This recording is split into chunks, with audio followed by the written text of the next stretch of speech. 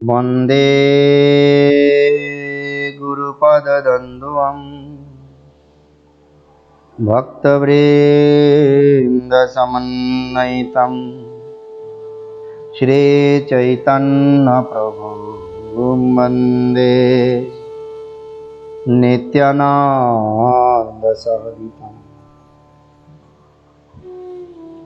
श्रीनन्दनन्दन वन्दे राधिकाचरणदया गोपीजनसमायुक्तं बृन्दावनमनोहरम् वंशाकल्पतरुभ्यश्च कृपासिन्धुभ्येव च पतितानां पावनेभ्यो वैष्णवेभ्यो नमो नमः। भज श्रीकृष्ण चैतन्य प्रभु नित्यानन्द श्री अद्वैत गदाधर श्रीवासदि गौरभक्तवृन्द। हरे कृष्ण कृष्ण कृष्ण हरे हरे, हरे राम राम राम हरे हरे।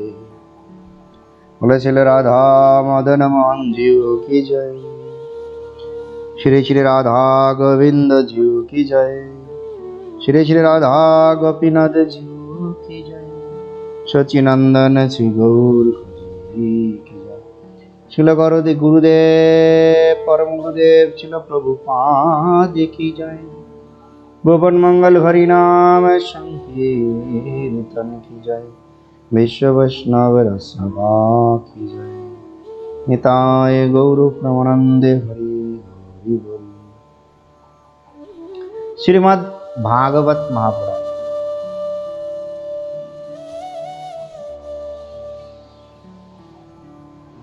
गुरु गौरांगेर अहैतुकी कृपा प्रार्थना करे, सकल वैष्णवेर अहैतुकी कृपा प्रार्थना करे आज থেকে শ্রীমদ্ ভাগবত কথা ধারাবাহিক ভাবে অল্প অল্প করে বর্ণন করার জন্য চেষ্টা করব।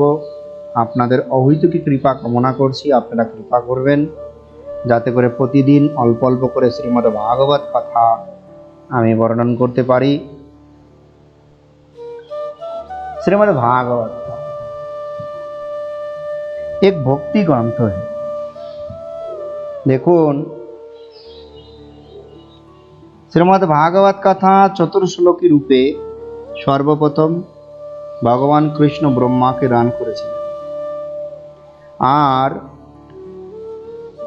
ब्रह्मार प्रति जन्मे भगवान विष्णु ताके दान करेছেন, किन्तु अनादिकाले सर्वप्रथम भगवान कृष्ण दान करेছিলেন, परवर्तीते गर्भोदक साई विष्णु दान करছেন যিনি ব্রহ্মার পিতা।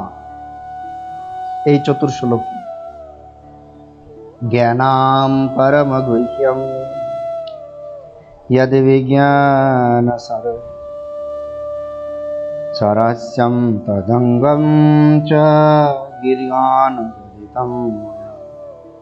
तो এই শ্লোক সম্পর্কে আমরা বিস্তারিত আগে গিয়ে বর্ণন করব।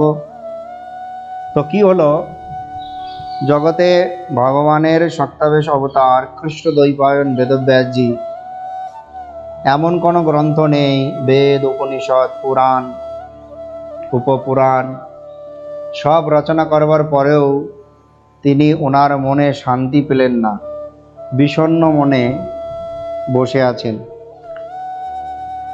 এমত অবস্থায় নারদ ঋষি ভ্রমণ করতে করতে একদিন ব্যাসদেবের আশ্রমে আসলেন, আর তাকে বিষণ্ণ দেখে বললেন,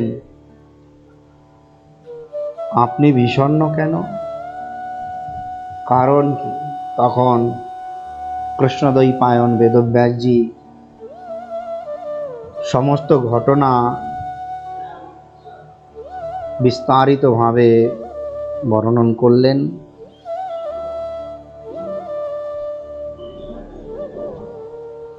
তার দুঃখের কারণ তিনি জানালেন।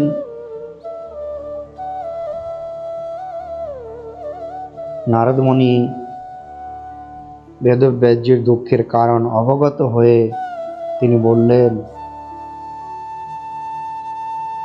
আপনি সব করেছেন, কিন্তু ভগবান ও ভক্তের মহিমা কীর্তন করেননি।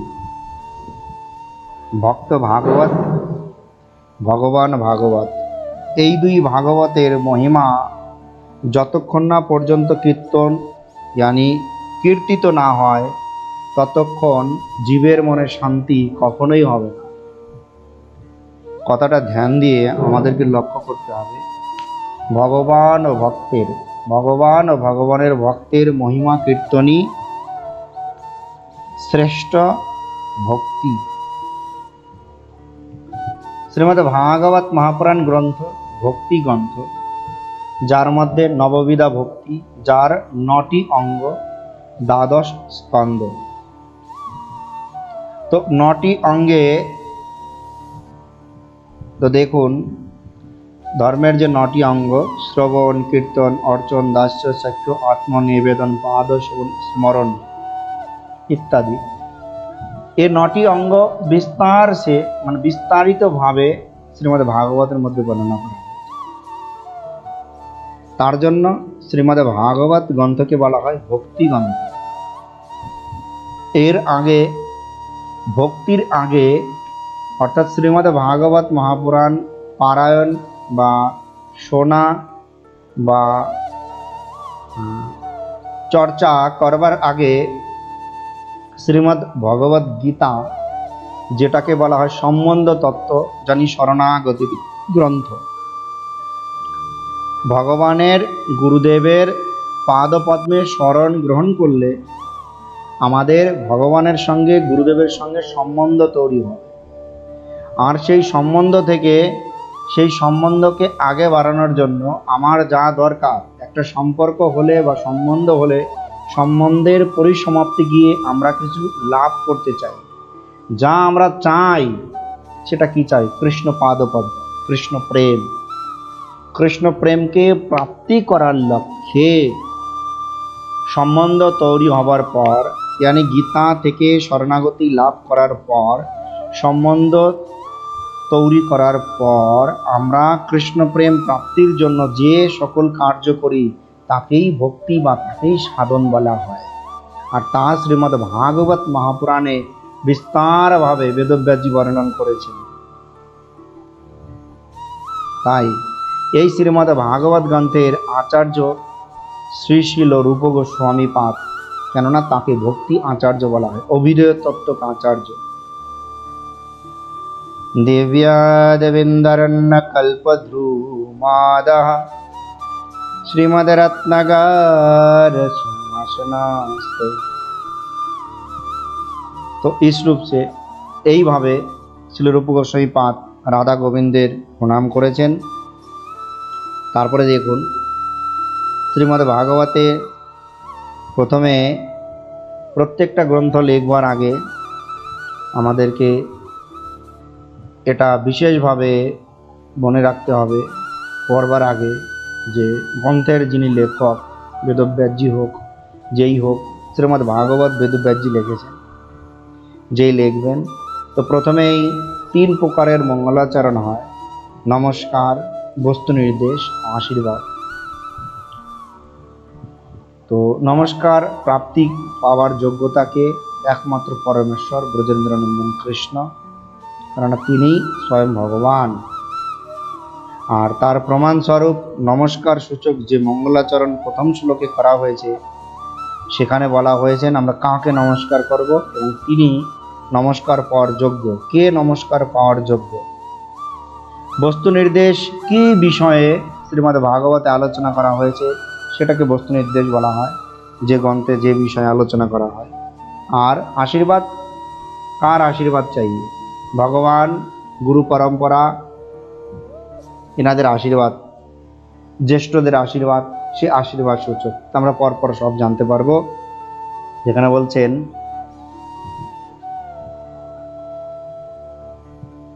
श्रीमद्भागवत महापुराण प्रथम स्कंद प्रथम अध्याय जन्माद्यस्य यतन्नयादितरतश्चार्थेष्वभिज्ञस्वरत् तेने ब्रह्मादिकवये मह्यन्ति यत्सुरायः तेजवारिमृदं यथा विनिमय यत्र त्रिसर्गमृषा नाम्ना स्वेन सदा निरस्तकुहकं सत्यं परं धीमहि।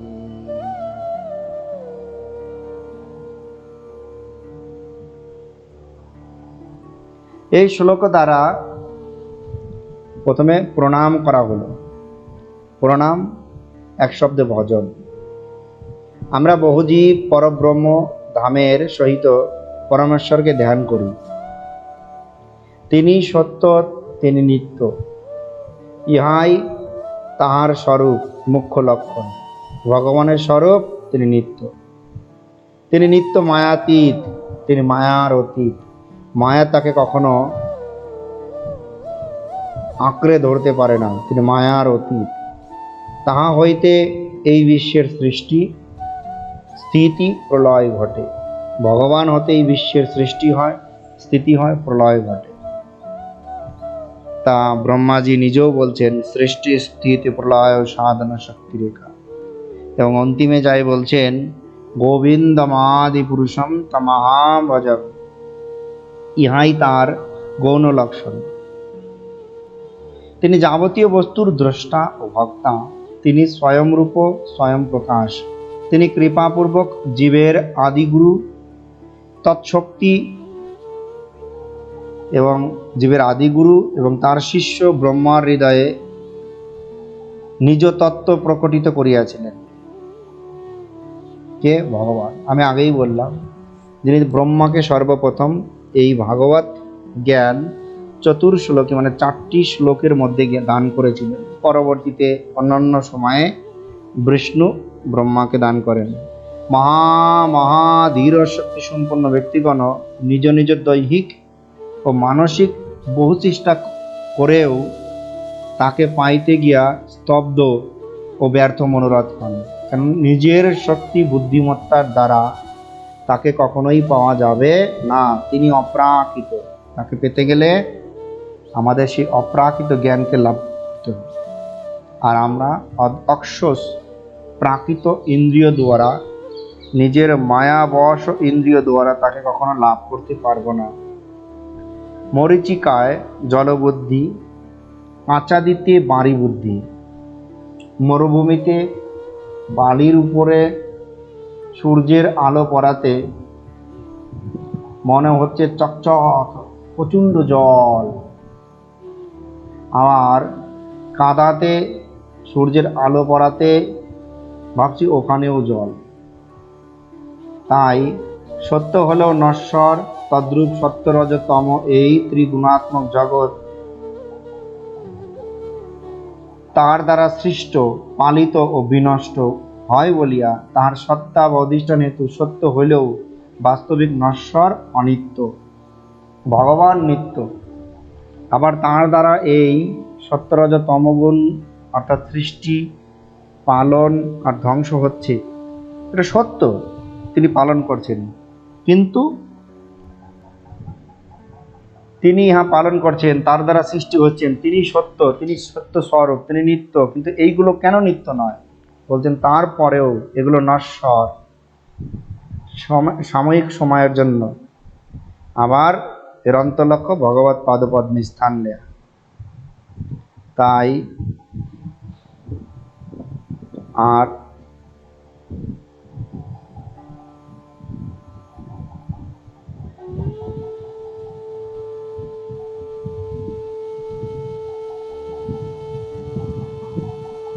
বিস্তারিতভাবে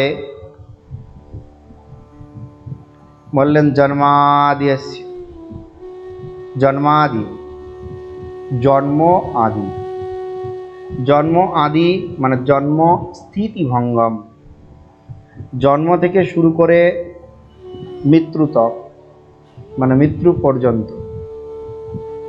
জন্ম থেকে শুরু করে আমরা অনেক জন্ম, বাল্য অবস্থা, কৈশোর অবস্থা, প্রৈগণ্ড অবস্থা, যৌবন অবস্থা, বৃদ্ধ অবস্থা, ফের আমরা মৃত্যু মুখে ধাবিত হই। এই জন্ম থেকে মৃত্যু পর্যন্ত যত কার্য ইয়াতঃ পরমেশ্বরাৎ, সবকিছু ভগবান পরমেশ্বর থেকেই এসেছে। অর্থেষু, কিসের জন্য, উদ্দেশ্য কি, বিশ্বকার্যেষু, ভগবান লীলাবিলাস করবার জন্য এই সকল কার্য করছে। উদ্দেশ্য কি, what is the purpose, purpose ভগবানের লীলাবিলাস। আর অন্বয়াত কারণত্বাৎ, এগুলোর কারণ কি, হেতু কি, একমাত্র কারণ ভগবদ ইচ্ছা। ভগবদ ইচ্ছায় সব কিছু হচ্ছে। শুধুমাত্র এই কারণত্বাৎ এই পরমেশ্বর থেকে নয়, ইতর তস্যঃ ব্যতিকারাৎ অকার্যস্য অসত্বাৎ, ভগবান থেকে শুরু করে পরপর পরপর জিতনা ছোট, ভগবান নিত্য, ভগবান সত্য স্বরূপ, কিন্তু তারপরেও নশ্বর, যা সত্য বলে মনে হয় কিন্তু সত্য না, ক্ষণিক সময় পরে যার ধ্বংস হয়, নষ্ট হয়ে যায়, সে সকল বস্তু সমস্ত কিছু একমাত্র কারণত্বাৎ ভগবানের ইচ্ছাতেই সংগঠিত হচ্ছে। ভগবান তার লীলাবিলাসের জন্যই এই সকল কার্য করছে। আবার বলছেন ইহা পরমেশ্বর, এবং যে ভগবান এই সকল কার্য করছেন তিনি কেমন, ভগবানের গুণ সম্পর্কে এখন বলা হচ্ছে। প্রথমে বলা হয়েছে যে ভগবান কেন এবং কি করছেন, কারণটা কি। ভগবান তার লীলা বিলাস কার্যের জন্য জন্ম থেকে মৃত্যু পর্যন্ত সকল কাজ তার নিজের ইচ্ছাতে হচ্ছে, এবং ভগবান নিত্য সত্য স্বরূপ। তারপরেও ভগবান তার থেকে নিচু নিচু যত নশ্বর অনিত্য বস্তু আছে সকল কিছু তার ইচ্ছাতে হচ্ছে। এবং বলতে সেই ভগবান কেমন, সেই ভগবান হচ্ছে অভিজ্ঞ। অভিজ্ঞ শব্দের অর্থ কি আমরা জানি, কোনো বিষয়ে দক্ষ। এখানে আরো বলছেন জগৎ কর্তৃত্বে সর্বত ভাবে ন জ্ঞাতা অচেতনম প্রধানম না জগৎ কর্তা। এই সমস্ত অনন্ত কোটি ব্রহ্মাণ্ড চালানোর জন্য, সমস্ত অনন্ত কোটি ব্রহ্মাণ্ডে কর্তৃত্ব করবার জন্য, যিনি সকল দিক থেকে সর্বজ্ঞাতা মানে সব কিছু জানেন, সর্বদিক থেকে যোগ্য, যার যোগ্যতা, যার জানার জন্য অন্য কোনো ব্যক্তির উপর নির্ভরশীল করতে হয় না। একটা উদাহরণস্বরূপ বলতে পারি, আজ ভারতবর্ষের প্রধানমন্ত্রী পূজ্যপাত নরেন্দ্র মোদী, তিনি সর্বতভাবে জ্ঞাতা না, তিনি সকল কিছু জানেন না। কিভাবে? কেননা আজ পৃথিবীর অন্য প্রান্তে কি হচ্ছে তাকে ওই দেশের সাংবাদিকের মধ্য দিয়ে, দূরবহন টেলিফোন, টেলিভিশন, বিভিন্ন মাধ্যম দিয়ে তাকে জানতে হচ্ছে। আজ পৃথিবীর অন্য ব্রহ্মাণ্ডে কি হচ্ছে সে সম্পর্কে তো বলার অপেক্ষায় রাখে না। আজ ভারতের প্রত্যেক কোণে কোণে কি হচ্ছে তার জন্য আমাদেরকে বিভিন্ন লোকের সাহায্য নিয়ে, বিভিন্ন মাধ্যমের সাহায্য নিয়ে সে সম্পর্কে জানকারি নিতে হয়। কিন্তু ভগবান তার কারো উপর নির্ভরশীল করতে হয় না, তিনি অন্তর্যামী। শুধু না এই পৃথিবী, অনন্ত কোটি ব্রহ্মাণ্ডে যা হচ্ছে তিনি সব জানেন। তার জানার জন্য কারো উপর নির্ভরশীল করতে হয় না। অভিজ্ঞ, তাকে অভিজ্ঞ বলা হয়। যিনি নির্ভরশীল তিনি কখনো অভিজ্ঞ হতে পারেন না। তিনি অচেতন, তিনি চেতন, পূর্ণ চেতন বস্তু, তিনি অচেতন। অচেতনম প্রধানম ন জগত কর্তা, তিনি চেতন বস্তু, তিনি অচেতন নয়। অচেতন বস্তু কখনো জগৎ কর্তা হতে পারে না। তিনি নিজেই শুয়ে আছে, তিনি কি করে আরেকজন শোয়া ব্যক্তিকে মানে নিদ্রিত ব্যক্তিকে জাগাতে পারবে? আমি নিজেই নিদ্রিত। বলল আমি এমন ঘুমে বিভোর, পাশ থেকে একজন বললে এই তুমি আমাকে ডেকে দিও। কিন্তু আমি এমনই ঘুমাচ্ছি, আমি ওকে কি করে ডাকবো? আমি নিজেই মায়াতে আবদ্ধ হয়ে জগতের উপর নির্ভরশীল, জগতের জ্ঞানের উপর নির্ভরশীল, অন্যের উপর নির্ভরশীল। তাই বলছেন অচেতনম প্রধানম না জগত কর্তা। অচেতন বস্তু, যিনি নিজেই সচেতন নয়, যিনি নিজে অভিজ্ঞ নয়, তিনি কখনো জগতের কর্তা হতে পারেন না। তাই ভগবান আমাদেরকে যদি কোনো ক্ষমতা, যদি কোনো অধিকার দিয়ে থাকে, অবশ্যই সকল ভক্তের চরণে বিনীত রূপ ভাবে আমি অনুরোধ করছি, আপনারা ভগবানের পাদপদ্মে শরণ নিয়ে তার নিত্য দাস হিসাবে নিজেকে মনে করে সে সকল কার্য করুন। আপনার কোনো বাধা আসবে না। কিন্তু নিজেকে যদি অভিজ্ঞ ভাবেন তাহলে তো ফেসে যাবেন। আবার সেই ভগবান বলছেন, আবার কেমন? সেই ভগবান বলছেন স্বরাট স্বনৈব রাজতে ইহ স্বাত সিদ্ধ জ্ঞানময় জীবন জগৎ কর্তা। স্বনৈব রাজতে ইহ স্বাত সিদ্ধ, ও আপনি আপই, ও নিজে থেকেই নিজে স্বত সিদ্ধ, জ্ঞানময়, যার জ্ঞানের জন্য জগতের অন্য কোনো জীবের উপর নির্ভরশীল হতে হয় না, যার দীপ্তির জন্য, যার ঐশ্বর্যের জন্য, যার ক্ষমতার জন্য অন্য কারণে, সে নিজে থেকেই পরিপূর্ণ, একমাত্র পূর্ণ বস্তু ব্রজেন্দ্রনন্দন কৃষ্ণ। তাই আমরা তার কৃপাতে কিছু করতে চাইলে তার কৃপা অবশ্যই দরকার। নিজে থেকে কখনো আমরা স্বরাট স্বত সিদ্ধ জ্ঞানময় হতে পারবো না। তো প্রথম শ্লোকে বলছেন ভগবানের লীলা আর ভগবানের গুণ কেমন। কিন্তু আজ জগতে অনেক ব্যক্তি অভিজ্ঞ না, সময় হওয়ার পর অন্যের উপর নির্ভরশীল। সময় হলে তার দীপ্তশীল থাকবে না, তার উজ্জ্বলতা থাকবে না, তার স্বতঃসিদ্ধ জ্ঞানও থাকবে না, সময় হলে তাকে শরীরও ছাড়তে হবে। এই সকল ব্যক্তি কলিযুগে অনেকেই নিজেকে ভগবান বলে দাবি করে। তাই এই যে ভাগবত ধর্ম প্রথম শ্লোকে মঙ্গলাচরণের মধ্যে নির্দেশ করছেন ভগবান কেমন, ভগবানের গুণ কেমন। আমরা শ্রীমদ্ ভাগবত মহাপুরাণের আশ্রয় গ্রহণ করে ভগবানের প্রকৃত গুণ সম্পর্কে অনুধাবন করে নিজের মনুষ্য জন্মকে সার্থক করতে পারি, কিন্তু তা আমরা করছি না। তো দেখুন আবার গিয়ে বলছেন ভগবান आदि कवये, आदि कवि कौन है? आदि कवि ब्रह्मा, ब्रह्मणे ब्रह्म तत्वं वेदं वा। आदि कवि ब्रह्मा, जो चतुर्मुख वाला ब्रह्मा, से ब्रह्मा हृदय यानी हृदय मनुष्य बुद्धि वृत्ति प्रवर्तक त्वेन, মানুষের বুদ্ধি বৃত্তি প্রবর্তক কন? त्वेन, যার দ্বারা মানুষের বুদ্ধি বৃত্তি দেয়, যিনি তার বুদ্ধিবৃত্তি দেয়, সে ব্রজেন্দ্রনন্দন কৃষ্ণ আদিকবি ব্রহ্মার হৃদয়ে তত্ত্ববস্তু চতুর্শ্লোকী আকারে দান করেছিলেন। ভাগবতের যে চতুর্শ্লোকী, আমরা আগে গিয়ে এর ব্যাখ্যা পাব। তো আদিতে কে ছিলেন? তাই ব্রহ্মা এখানে বলছেন ঈশ্বর পরম কৃষ্ণ সচ্চিদানন্দ বিগ্রহ অনাদিরাদি গোবিন্দ সর্বকারণ কারণ। আদিকবি ব্রহ্মা ব্যাখ্যা করছেন ভগবানকে গোবিন্দ, তিনি আমার হৃদয়ে প্রকাশিত হয়ে সর্বপ্রথম আমার হৃদয়ে তত্ত্ববস্তু জ্ঞান দান করেছিলেন। তেনে প্রকাশয়ামাস ইয়স্মিন পরমেশ্বরে সুরায় ব্রহ্মাদয় মহ্যন্তি মোহ প্রাপ্নবন্তি। দেখো তেজ বারি মৃদম যথা বিনিময়। তেজ বারি মৃদম, তেজ আনি অগ্নি, বারি আনি জল, মৃদ মানি মৃত্তিকা মাটি। এই তিনটার যখন বিনিময় হয়, একটার সঙ্গে আর একটা মিশে যায়, এই তিনটার বিনিময় হয়ে বিকার হয়।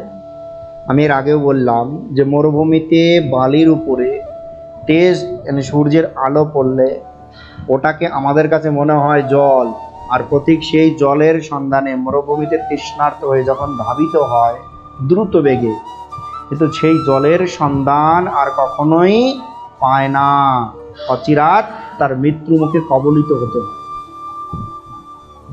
কেন ওখানে জল নেই, সত্যবৎ, সত্যের ন্যায় মনে হচ্ছে কিন্তু সত্য না।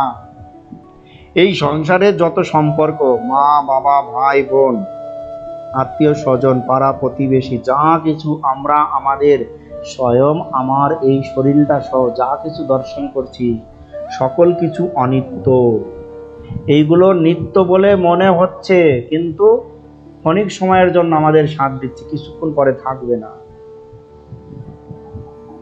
তাই মরিচিকায়াম তেজস্বী পাহাড়ি বুদ্ধি, ও যে মরিচিকা ভ্রম, ওটাকে আমরা জল মনে হচ্ছে, তেজের সংস্পর্শে জল হয়ে গেল। মৃদি চাকা চাঁদ ও বাড়ি বুদ্ধি, কাঁদার উপরে যখন সূর্যের আলো পড়ে তখন সেটা জলের মতন মনে হয় কিন্তু ওটাও জল না।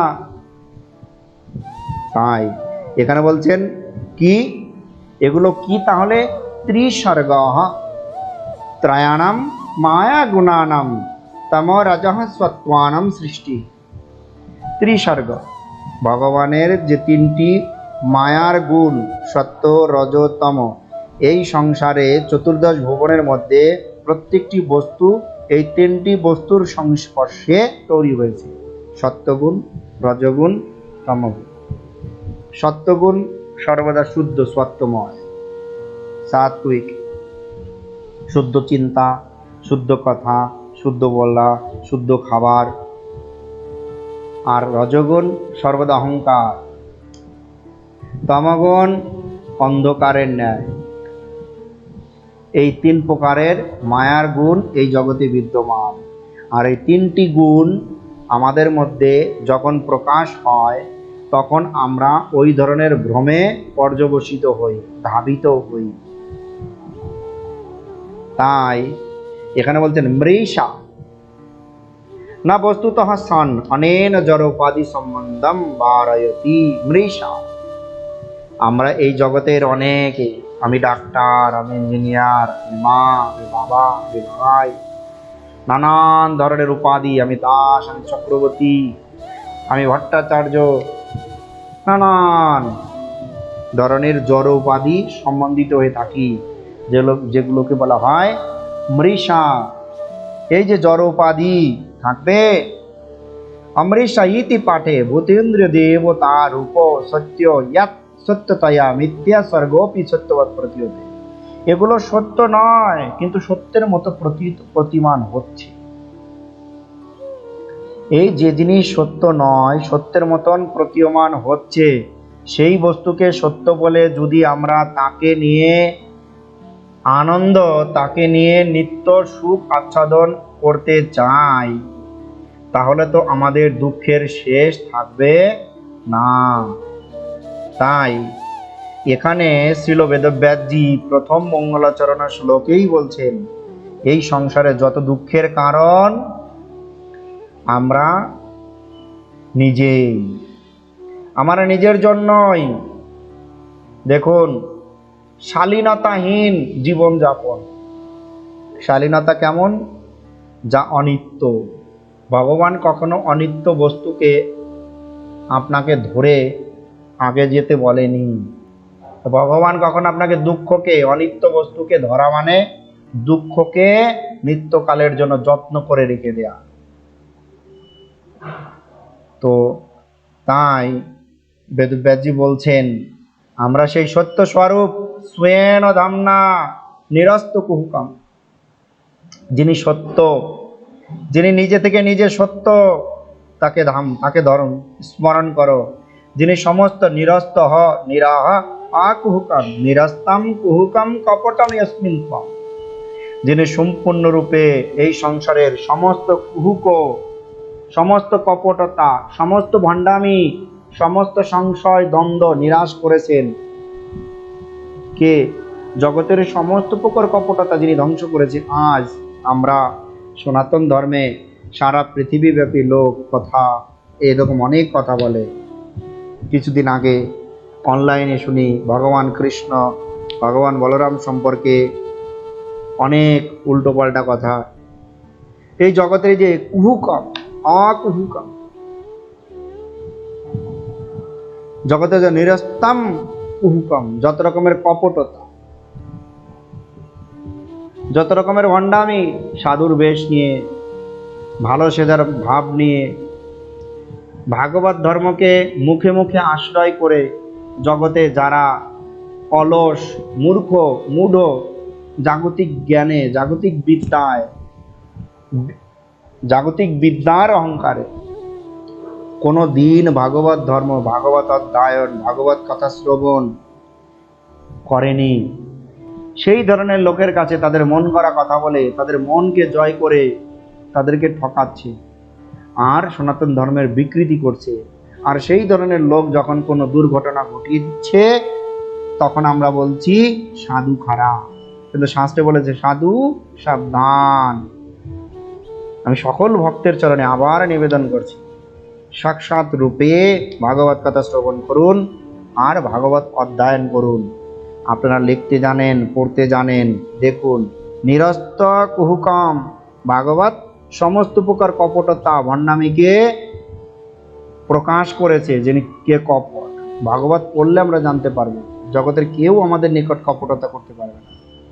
তা কি সত্যম স্বরূপ লক্ষণম পরম পরমেশ্বর বয়ম সর্বদা ধীমহি। আমি সেই সত্য স্বরূপ ভগবান কৃষ্ণচন্দ্রকে ধ্যান করছি। হরে কৃষ্ণ। আজ প্রথম শ্লোকের কিঞ্চিত ব্যাখ্যা হলো। কাল এই প্রথম শ্লোকের মঙ্গলাচরণ নিয়ে আরও বিস্তারিতভাবে আমরা শ্রীমদ্ ভাগবতের ব্যাখ্যা করবার জন্য সচেষ্ট হব। আপনারা আশীর্বাদ করবেন আর রেগুলার কথা শুনবেন। কোনো প্রশ্ন থাকলে অবশ্যই কমেন্টস বক্সে লিখে জানাবেন। হরে কৃষ্ণ।